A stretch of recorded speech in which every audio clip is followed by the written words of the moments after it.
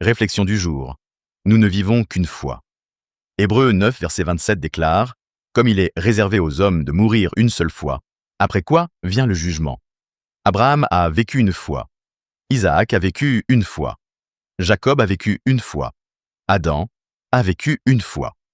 Jésus-Christ, notre Seigneur, a vécu une fois parmi nous pendant environ 33 années, avant de monter s'asseoir à la droite du Père. Ainsi, nous vivrons aussi une seule vie sur cette terre. L'Esprit fusionne avec la chair, afin de lui donner l'image de Dieu, car Dieu n'est pas chair, mais esprit. Il n'est pas animal, mais il est l'essence même du surnaturel.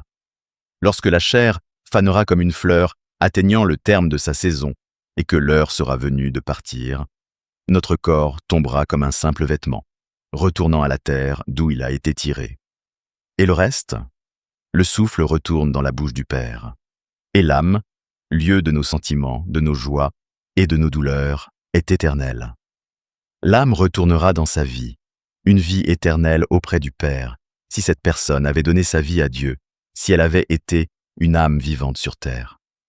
Mais celui qui a fait de sa chair son Seigneur sera livré à l'enfer, qui est loin d'être une métaphore.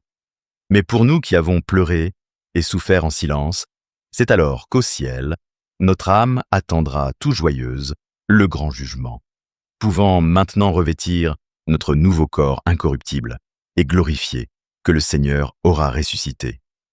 D'autres âmes sortiront tremblantes du lieu de tourment où elles attendaient à leur corps, le corps qu'elles revêtiront pour descendre avec dans l'abîme, dans un feu qui ne s'éteindra jamais.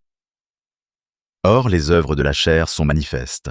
Ce sont l'impudicité, l'impureté, la dissolution, l'idolâtrie, la magie, les inimitiés, les querelles, les jalousies, les animosités, les disputes, les divisions, les sectes, l'envie, l'ivrognerie, les excès de table et les choses semblables.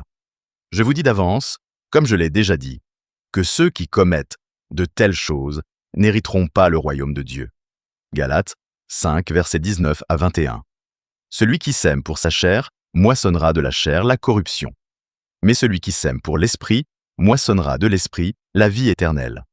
Galates 6, verset 8. Mais pour nous chrétiens, par la puissance du Saint-Esprit, nous aurons réussi à faire de notre chair, qui toute notre vie aura été notre plus terrible ennemi, une alliée surnaturelle pour la gloire du Père et pour la vie éternelle. Bonne réflexion. Marie.